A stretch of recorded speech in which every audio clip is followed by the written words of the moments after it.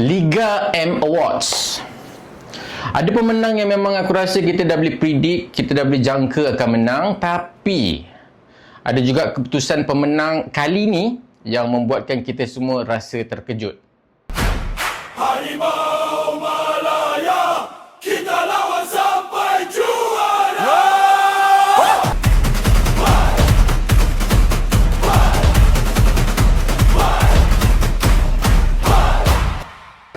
Assalamualaikum dan salam sejahtera 12 Gang.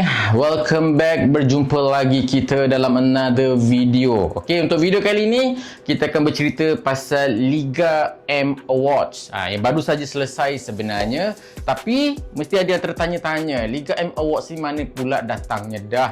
Okey tuan-tuan sebenarnya Liga M Awards ni adalah nama baru. Nama lama dia apa?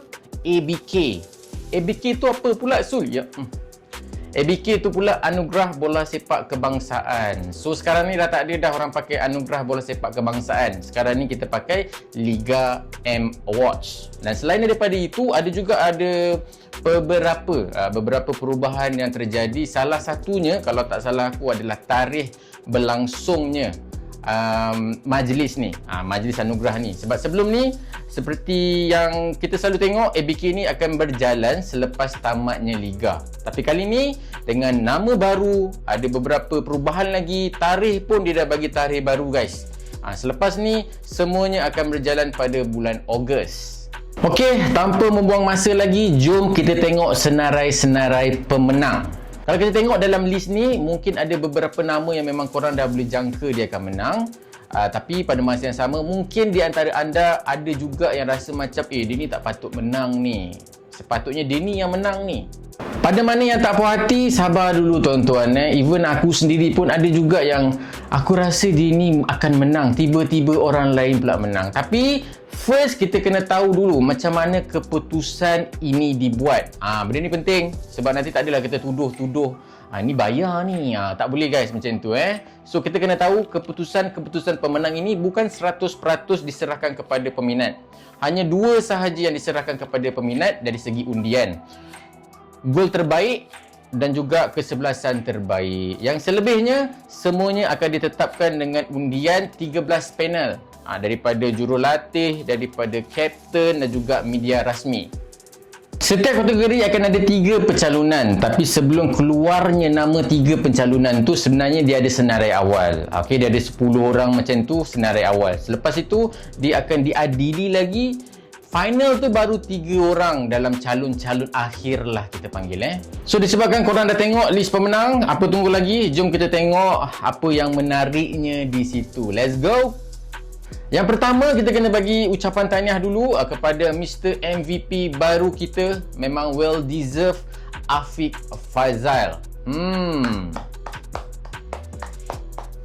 Kepada yang mengikuti bola sepak tempatan, aku yakin, aku jamin korang mesti tahu adik-beradik Faizal ni antara midfield yang sangat-sangat berbakat besar dalam industri bola sepak kita. So aku rasa Afiq Faizal bukanlah nama asing dalam industri kita. So apa faktor-faktor yang menyumbang kepada kejayaan Afiq Faizal merangkul anugerah ini? Okey, kita kena tengok dulu, ada beberapa faktor sebenarnya. Sebagai contoh, yang pertama dari sudut konsistensi. Seperti mana kita semua sudah sedia maklum, Afiq Faizal bukanlah nama baru dalam JDT. Okey, untuk JDT sendiri dia sudah berada, aku rasa agak lama, daripada tahun 2016-2017 kalau tak salah aku. Untuk berada di dalam skuad macam JDT ni, sebagus JDT ni, konsisten itu memang sangat-sangat sukar sebenarnya. Lagi satu, kita kena faham di position Afiq tu sendiri bukannya dia the only option yang ada. Ramai lagi yang boleh carry, tapi Afiq masih diberi kepercayaan untuk carry role tu. So dari sudut konsisten permainan, kita boleh cakap betul memang ada kat situ. Yang kedua, kita kena cakap juga dari sudut kejayaan JDT itu sendiri, yang mana Afiq Faizal merupakan antara pemain utama yang banyak memberi sumbangan kepada kejayaan-kejayaan JDT. Dan yang terakhir, personally bagi aku memang tak pelik pun sebenarnya Afiq Faizal ni menang, disebabkan sebelum-sebelum ni pun dah ada anugerah. Contohnya yang dia menang anugerah pemain tengah terbaik. So aku rasa disebabkan anugerah-anugerah yang dia dah menang sebelum ni pun, tahun ini pun masih konsisten lagi begitu. So well deserved lah guys. Dan saya sangat-sangat setuju dengan kemenangan ini. Okey, settle bab anugerah yang aku rasa paling bernilai itulah. Alright, kita tengok pula pemenang-pemenang yang lain. Kita akan tengok beberapa anugerah-anugerah yang aku akan highlightkan kat sini. Tapi sebelum itu, saya nak minta maaf terlebih dahulu kalau ada terkasar ke ataupun mungkin di antara anda yang mungkin kurang selesa dengan apa yang aku akan cakap. Okey, let's go. Anugerah yang pertama, jurulatih terbaik. Pemenangnya Visco Munoz daripada JDT. Semua calon memang dah bagus guys. Okay, dia bukan senang-senang itu je nak tercalon. Okay, ni semua dah diadili. So memang 3 calon ni yang terbaik. Coach Aidil, Coach Kim Panggun dan juga Coach Visco Munoz. Pemenangnya Visco Munoz seperti aku maklumkan tadi. Dan okay, aku nak kata tak setuju tu pun macam mana nak cakap nak kata tak setuju. Yeah, to be fair kan, yelah JDT kan. Tapi guys, aku expect Coach Aidil sejujurnya minta maaf cakap lah Aku respect dengan apa yang Coach Kim Panggun buat. Memandangkan kita tahu Coach Kim Panggun dia datang pada bulan Januari, okey, menggantikan Coach interim ketika itu. Dan aku rasa masa tu situasi Selangor memang agak dahsyat. Agak dahsyat tau. 12 game dah ada 3 kalah dah. Kalau tak salah aku 12 game dah ada 3 kalah. So bagi aku memang agak critical. Bolehlah untuk sebab Selangor kan. Tapi disebabkan Kim Panggun ini, selepas itu Selangor dah dapat rhythm. Kita dah nampak dah Selangor tu dah bukan jarang kalah. Mana ada kalah? Mungkin kalau ada pun mungkin sekali. So performance Coach Kim Panggun memang patut dipuji. Tapi okay, kalau kita pandang apa yang Coach Aidil buat pula, lagi guys. Okay, Kuching City tu, daripada kelab yang aku rasa kita anggap kecil je. Sekarang guys, nombor 2. Bukannya nombor 2 je, wakil negara kita ke Asia lagi. Aku expect Coach Aidil. Tapi, yes, Coach Visco Munoz juga menang. Cuma benda-benda macam ni, aku rasa korang pernah dengar situasi ni tau. Okay, sebagai contohnya macam ni lah. Korang pernah dengar tak? Kalau kat luar, kita ambil situation Coach Pep Guardiola lah, let's say Coach Pep, kita tahu dia antara coach yang terbaik. Okey, tapi akan adanya segelintir peminat dia rasa macam bolehlah, dia memanglah bagus sebab dia jaga tim bagus. Cuba kalau dia jaga tim tak bagus, adakah dia masih bagus? Kau faham tak perspektif macam tu? So aku merasakan benda yang sama sebenarnya. Sorry, mungkin ada yang tak setuju, tapi apa-apa pun pemenangnya telah pun ditetapkan. Tahniah Coach Visco Munoz. Anugerah yang kedua pula, penjaga gol terbaik. Okey, yang ini tiga calon my favourite. Tiga calon memang kesukaan aku. Basically tiga ni antara yang terbaik lah ketika ini. Shia Nazmi, Hazi Nazli dan juga Kalamullah. Okey, tiga ni aku yakin, aku setuju. Dia antara pemain yang kita semua tak boleh benci. Kita memang suka je tiga penjaga gol utama kita ni kan. Okey, Shia Nazmi menang. Basically aku mula-mula aku agak dah boleh jangka lah. Tapi melihat daripada performance, aku memikirkan, aku rasa Haziq Nazli kan. Sebab Haziq Nazli dia dengan Kuching City. Dan Kuching City aku rasa dia berjaya go through sampai ke tahap sekarang ni pun disebabkan sumbangan daripada Haziq sendiri. Dia banyak gila save. Okey, cerita banyak gila save ni, aku membuat kajian demi kajian sikit. Rupa-rupanya tidak guys. Dia bukan itu sahaja yang diambil kira. Prestasi kelab, performance masa dan sebagainya semua diambil kira. Okey, sebab kalau kita nak cerita total shot yang diselamatkan, sebenarnya tiga ni pun bukan. Paling banyak selamatkan shot sebenarnya Azri Ghani guys. Ya, dia paling banyak tapi dia tak tercalon pun. Okey, so basically bila kita tengok kat sini, yes betul, kalau tengok dari segi rekod kelab dan juga save daripada Shia Nazmi, 32 save dalam 22 perlawanan. 2 game macam tu je dia tak main, aku rasa memang layak. Okey, untuk Haziq pula dia pun sama, 22 game. Rekod save dia mungkin lebih banyak, 56 save macam tu, tapi dari segi club, yes, of course lah, JDT lah kan. So Syian Azmi, okay, setuju jugalah. Ini setuju. Okay, kita proceed seterusnya. Anugerah pertahanan terbaik. Yang ini pun interesting juga. Calon-calonnya Quinton Cheng, Rodney Kelvin dan juga Ubadullah. Dan pemenangnya Quinton Cheng, tahniah. Okay, yang ini saya cuba untuk tidak setuju, sebab saya lebih prefer Rodney Kelvin. Tapi nak deny apa yang dilakukan Quinton Cheng tu pun agak susah. Agak susah guys. Sebab apa? Kalau kita tengok ketiga-tiga ini, dia punya dari segi sudut bertahan, sebenarnya bagi aku personally Quinton Cheng paling kurang. Ubadullah dan juga Rodney Kelvin okey. Tapi bukan itu sahaja yang dipandang secara total untuk menjadi seorang pertahanan yang baik. Bola sepak moden ni guys, contribution bahagian pertahanan untuk menyerang, assist dan sebagainya diambil kira juga. Kat situ memang Quinton Cheng menang besar guys. Dia assist banyak. 6 assist kalau tak salah aku. Manakala untuk Rodney Kelvin mungkin 4. Ubadullah tak ada. Cuma Ubadullah ni dia dari segi defensif aku cakap dia antara yang solid dah di antara tiga ni. Tapi still seperti yang diberitahu, bukan itu sahaja yang dia ambil kira. So yang ini saya setuju. Okay, fine Quinton Cheng, okay. Next, anugerah yang aku rasa agak panas juga.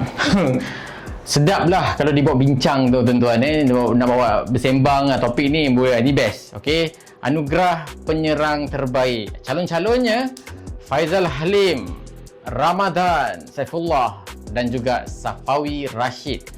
3 striker, 3 penyerang yang aku rasa kalau kita peminat Harimau Malaya pun memang kenal lah macam mana pattern, macam mana gameplay diorang. Okay, cuma dalam liga, ni kita cerita pasal dalam liga guys.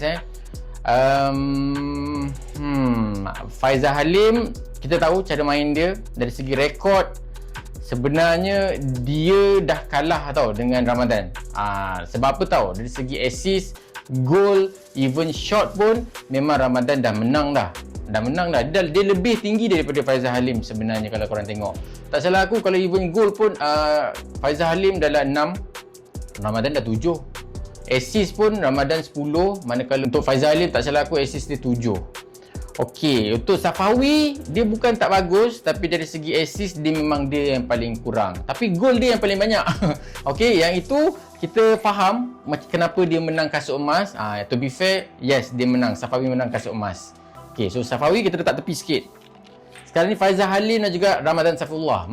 Kenapa Faizal Halim yang menang ni guys Yang ini sejujurnya pendapat aku, walaupun aku memang memihak kepada Ramadan dari segi statistik, apa yang kita nampak dalam musim yang lepas ni, tapi kita tidak boleh nafikan apa yang ada pada Faizal Halim. Daripada seorang penyerang, laju, shooting, semua dia ada. Untuk complete set sebagai seorang penyerang, Faizal Halim memang lebih sikit lah compare to Ramadan. So yes, tahniah Faizal Halim.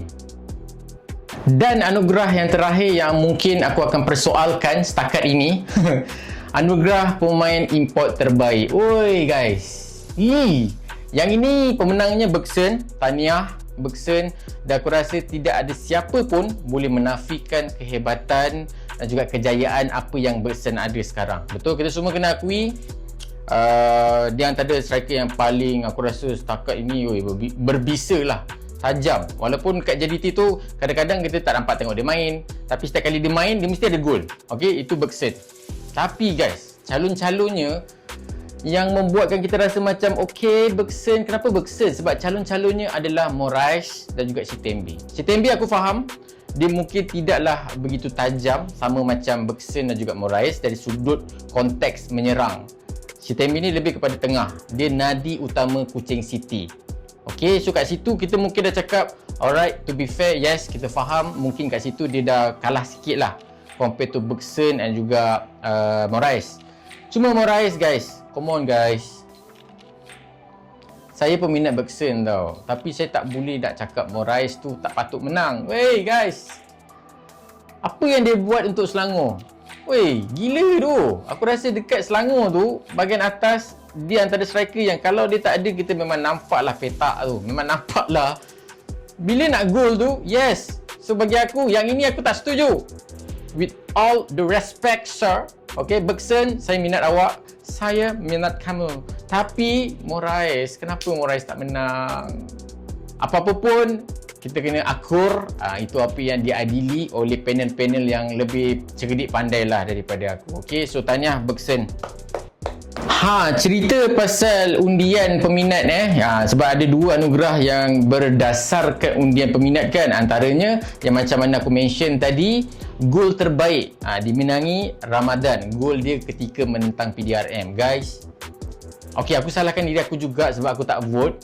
Sebab kalau korang tengok gol tu, and aku tengok gol tu live masa tu, aku tak pasti free kick tu dia memang berniat untuk skor terus, sebab aku nampak dia lebih kepada hantaran mencari kepala member dia. Ya tuan-tuan, jujurlah, come on, korang pun nampak game tu, korang pun boleh nilai sendiri gol ni. Sebab guys, antara banyak-banyak gol yang terbaik, banyak tau gol dalam musim yang lepas ni, banyak lagi guys yang superb. Tapi aku tak faham kenapa gol ni yang menang. Sorry Ramadan, bukan nak orang cakap mempertikaikan, tapi aku yakin kalau dia tengok dalam banyak-banyak calon tu pun, dia pun akan rasa benda yang sama. Okay, tapi still tahniah, mungkin rezeki dia lah tahniah. Okay guys, itu sahaja dari aku untuk video kita kali ini. Serba sedikit lah aku boleh share, aku boleh berkongsi pendapat dengan korang berkenaan dengan pemenang-pemenang Liga M Award kita. Agak awkward lah nama dia Liga tu bahasa Melayu, award tu bahasa Inggeris. Tapi tak apalah tuan-tuan Okay, itu adalah serba sedikit. Korang pun dah nampak listnya. Tahniah kepada semua pemenang. Kita harapkan musim depan jadi lebih rancak. Sebab penting ya tuan-tuan sebab apa yang diorang tunjukkan kat dalam Liga ini adalah hadiah-hadiah diorang kan. So kita kena meraihkan. So benda ni akan jadi lebih menarik kalau kita macam ni lah, kita debatkan, kita sembangkan. Okey, itu sahaja daripada saya. Terima kasih. Mohon maaf sekali lagi kalau ada terkasar bahasa ataupun mungkin ada terguris hati mana-mana pihak. Saya minta maaf tuan-tuan Okey, yang mana yang masih belum subscribe, jangan lupa lakukan segera. Jangan lupa tekan button like sekali. Yang mana yang dah sudah, thank you so much. Kita jumpa next video. Assalamualaikum. Ciao.